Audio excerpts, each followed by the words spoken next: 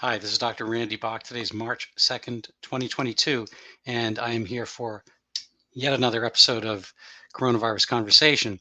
It's our weekly video cast that will go on forever because coronavirus is forever. I learned just the other day I do a separate podcast, which I'm happy to share with you, for the city of Newton, Massachusetts, where I live, and it is called um, the it's called Taxpayer Talk. It's the Newton Taxpayers Association, of which I'm the president. Go figure. And um, our mayor, Ruth Ann Fuller, gave her State of the City speech maybe a few days before President Biden's State of the Union address, and she said we've made great strides in bringing the city back to life, et cetera, et cetera. And now we're learning to deal with coronavirus, which is endemic. Um, so, there's a lot to parse there. I'm reminded of the old joke about lawyers, and I hasten to mention that I'm the product of a lawyer. My father was a lawyer. God rest his soul. He's a wonderful man, and I think in large part, I've followed in his in admiration of him, and I aspire to be as wonderful a person as he was. I'm not. Um, yeah, spoiler alert.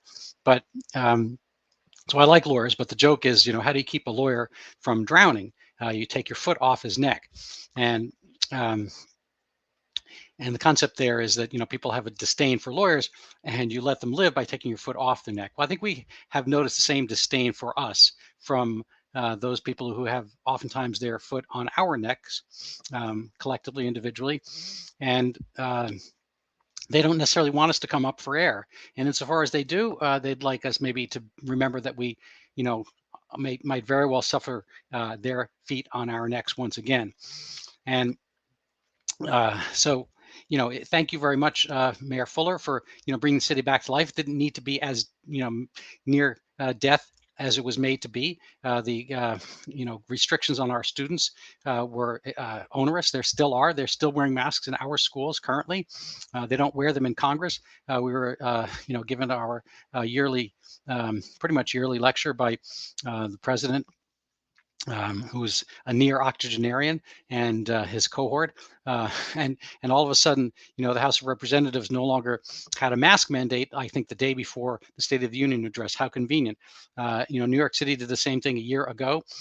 They had mask mandates uh, uh, for gatherings, large gatherings, and then all of a sudden the New York Knicks made the playoffs, and boom, those things went away, and they were allowed, to have full audience because the Knicks hadn't made the playoffs in 10 or 12 years prior. So the events tend to dictate the science, so it's public health. Public, as I've said many times, comes from the same root word as politics, the people, and these are not sciences. These are applications of a certain amount of data with a certain amount of, a soupçon, a little sprinkle of desire and wishes and power. So public health, you should probably, consider in the same phrase as political health, and not necessarily your political health, but sometimes their political health, maintaining their jobs, and probably just not maintaining their jobs, because I'm not sure it's really been productive for their electoral health and future elections to have acted so poorly towards us. But I think maybe it's just kind of that's that's the thing they like to do. There's an old joke. My dog needs to leave. I apologize. Everyone's a critic. Just probably tired of hearing me talk, but it's made me lose my train of thought. I apologize. Anyway, there's an old joke about a blind date between a sadist and a masochist. I hope this doesn't get too off color, but somebody knows one of each and figures they'll be the perfect couple. The sadist likes to be hurt. Excuse me, like to do the hurting, and the masochist likes to be hurt. Figure what better couple to have. So they match them up on a blind date, and they go out on the blind date, and find a dinner, whatever. They go back to somebody's house, probably the sadist's house, and the mask is all ready, and wanting to be hurt. It's like, please hurt me now, hurt me. And the sadist says no. And so it's a perverse joke, because the sadist can get pleasure, I guess, by inflicting pain, but the pain is there because the masochist wants a certain type of pain and doesn't want to get the one that's kind of the emotional pain. Maybe that's too elaborate a joke. Maybe it's really off-putting for my audience. I apologize, but the point is, there's a certain kind of pleasure, I think, in politics in having control, and that's, I guess, the essence of that joke. That the real, it's not just the kind of the beating that happens. It's kind of the ability to twist and turn your less fortunate partner, and there's this, maybe I don't think it's quite sexual, but there's a certain kind of type of pleasure that people perhaps in politics get from this kind of aspect of control and being the center, the focus of attention. I think that's similar in acting. People get up and they want to perform, and they don't necessarily feel whole unless they are doing that. There's a great short story, I don't remember the name of it, from Kurt Vonnegut, where this man and woman meet as actors in a play. I think they're in Romeo and Juliet, say, and they absorb those roles and they fall in love. But when the play's over, they don't really have anything on which to pin their lives, and they're formless, and the relationship's about to founder fall apart. And lo and behold, they find another community theater piece to be in. I think we see that with our acting celebrity classes. They fall in love while they're on the set, and then things fall apart afterwards because they can't maintain the kind of the romantic illusion that they have when they're fed lines and script. So I think there's a little bit of that there. I don't want to psychoanalyze the world because it's a big place, but there has to be some explanation for the kind of the twisting of what is apparent, historically in science, into the needs of the political class to absorb and maintain and control as much as they can, and continue to do so. I think they're some basic truths, and they've been kind of 1984 George Orwell adapted and adopted into other forms. Always historically, natural immunity, experience with a virus or bacteria is going to give you the best immunity, and nobody ever really has doubted that. And Wikipedia came up with changing the definition of herd immunity to vaccine oriented, which is never true, not true now, never been true. And we see this throughout. So, and we've been hearing that, until the kids get vaccinated, kids don't need to be vaccinated for this. There may be some things for which they do, and I've, given thousands of vaccines, but they don't need to be vaccinated for this. COVID-19 vaccine is producing a spike protein that is now a couple of years old. It's unrelated, for the most part. It's not completely unrelated, but it's somewhat unrelated to Omicron, which is really mild anyway, even for old people and oldsters and middle-aged people. It's a total non-factor. Even to the more dangerous version of the ancestral strain, kids didn't really get that sick here. I think there's a grand total, maybe zero deaths throughout the United States amongst 35 or 40 million young people, or maybe more, except in the cases of cancer, cystic fibrosis, hugely morbid obesity, and so forth. Aside from some rare comorbidities, kids, your normal kid, without any illnesses, without any medications, is not going to have any issue with the original COVID or any of the Greek letter alphabet variant strains since then. Certainly not Omicron. And there we have it. I've mentioned before multiple times that the monoclonal antibody treatments have been pulled off the shelf as the variant strains progress. So if you have a monoclonal antibody to alpha, you don't trot it out for beta or delta, Omicron, etc. The vaccines basically do the same thing. They produce a monoclonal antibody from us instead of injecting one that was from a different individual, from his serum or an animal, whatever. Basically, we're producing a monoclonal antibody by our own immune system. We take an injection that creates a spike protein. We create a monoclone, a single clone, a single set of antibodies to that one spike protein. So we are producing a monoclonal antibody with vaccine to the ancestral, when that you can't buy that. The FDA has pulled that version off the shelf. They pulled the subsequent one, the alpha, beta, the delta. They've pulled all those off the shelves. They've basically banned them because they're out of date. But somehow the monoclonal antibody that we would be getting from an injection is the one we make ourselves if we get the COVID-19 vaccine and or its booster. So it's really, way out of date, and it's pointless. So let's see what do we have in the news that I could reasonably discuss. I think this let me just pull the headline up here. This one is, not surprising, but it's somewhat shocking that, the New York Times finally awakened to the reality that we've been saying here all along. Over the weeks and months, I've said it's almost impossible to get good data from the CDC. And finally, New York Times, when I was a kid, was Captain Kangaroo grandfather clock was asleep, and every now and then he'd wake up and he'd be all surprised. And I mean, if you imagine, Joe Biden on, even one of his better days, something similar to that, he could probably, fill in for grandfather clock or vice versa. We might not even know the difference. But here, lo and behold, let's see if I can get her name right. Where is it? Apurva Mandavili, who's been, I think, with the New York Times for a couple of years. She, I don't know how she got in the New York Times, but the CDC isn't publishing large portions of the COVID data it collects. Oh my God, horrors. The agency has withheld critical data on boosters, hospitalizations, and until recently, wastewater. Okay, I'm not going to be able to read the whole thing for you, but I can certainly give you the URL. You can find it yourself. I recommend you read this. I did have I put out, I guess, a kind of a little capsule version here. Let's see if I can find it for you. Let's see. So I'll just pull this up here. This is the same article. So without the booster for 18 to 49-year-olds, they were it's hard to make full recommendations about the validity of the booster shots. Kristen Nordlund, second paragraph here, spokesman for the CDC, said the agency has been slow to release the different streams of data because, well, quote, basically, at the end of the day, it's not yet ready for prime time. She said the agency's priority when gathering data is to ensure that it's accurate and actionable. Another reason to fear the information, another reason is fear that the information might be misinterpreted, Ms. Nordlund said. Well, gosh, I mean, who's paying you, CDC? Like we are, all your salaries come from our taxes. We work hard, really hard. We pay you guys, and you're collecting all this. They're the Center for Disease Control and Prevention. You have the data, and you're not giving it to us. The line from Jack Nicholson. What is it? You can't. You don't want the truth. You can't handle the truth. That's the way they feel. It's patronizing, and it gets back to my earlier point that control and power are what kind of they're the real turn-ons for politicians. Which it's another joke is the politics is Hollywood for ugly people.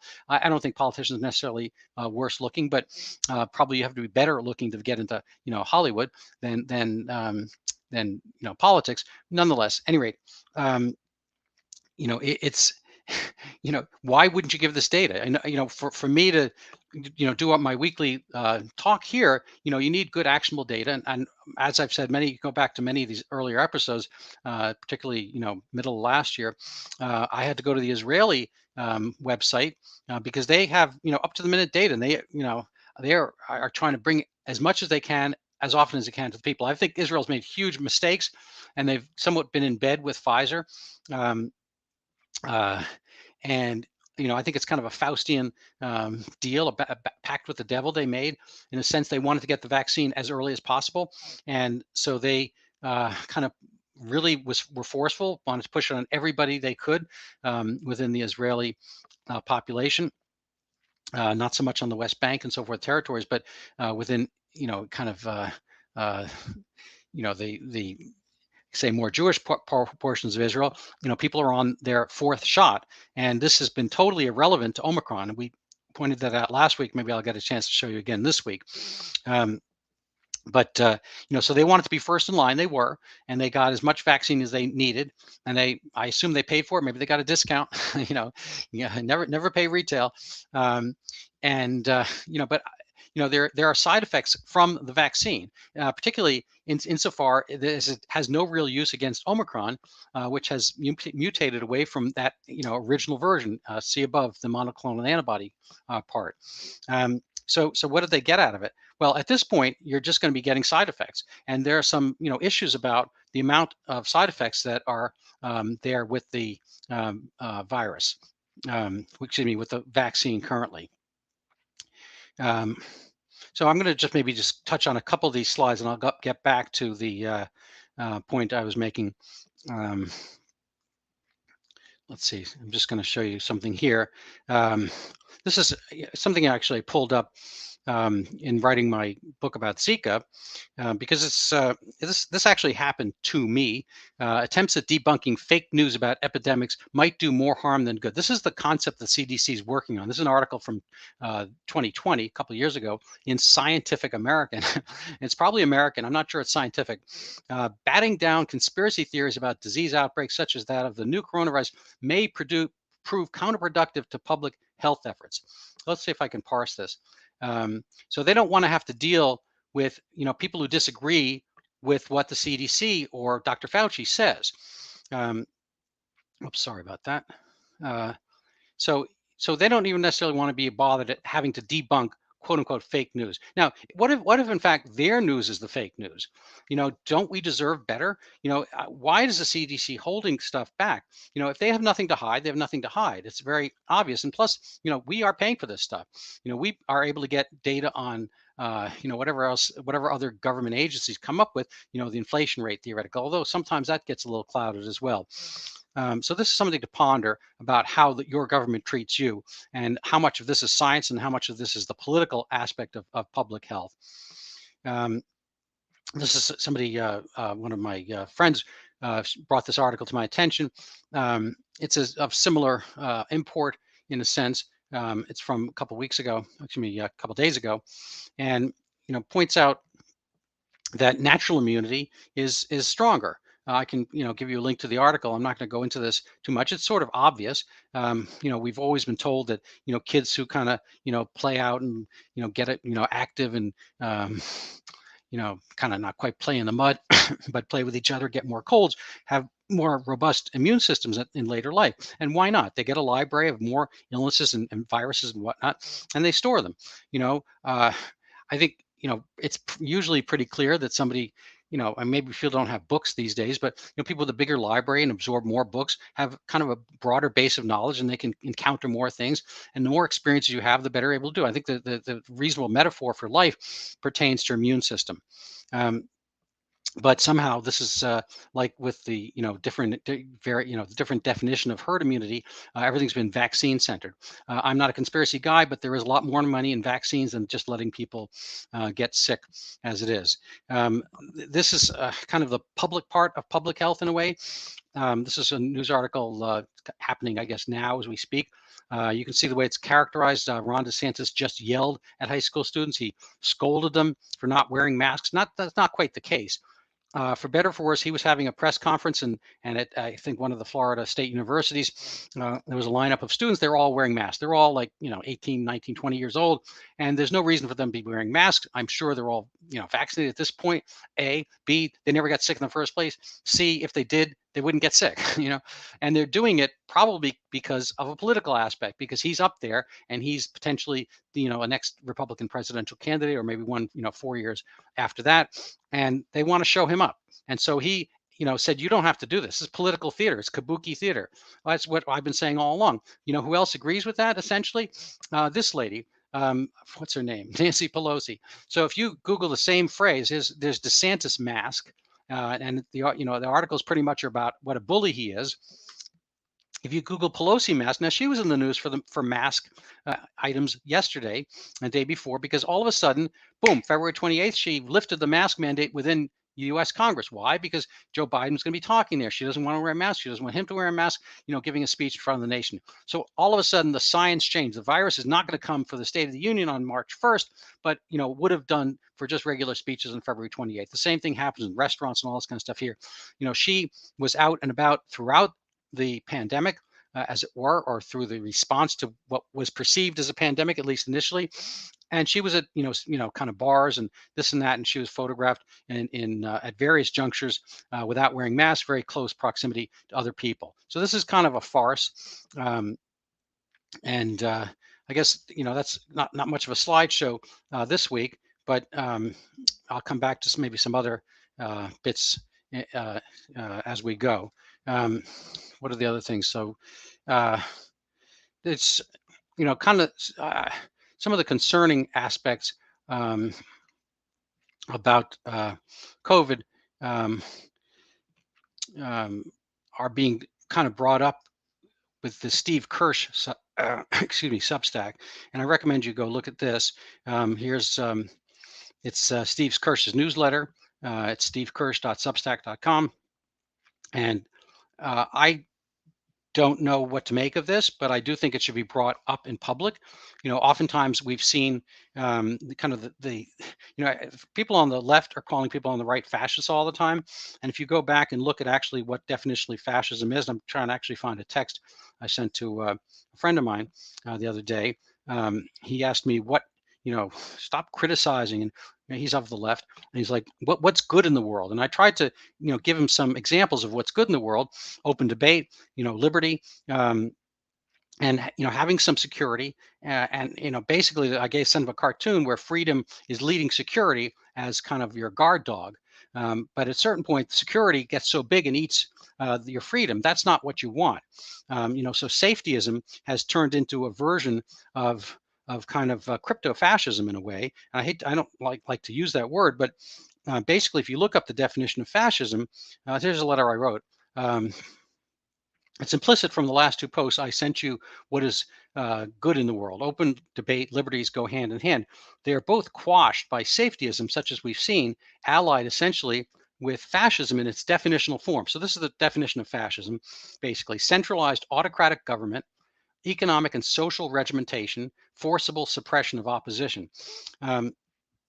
So the way we see kind of the alignment of tech, the press, politics, universities, against open debate, usually there's something there. There's some there. If you can't look in a certain place, you can't talk about a certain item. So I recommend you look at this.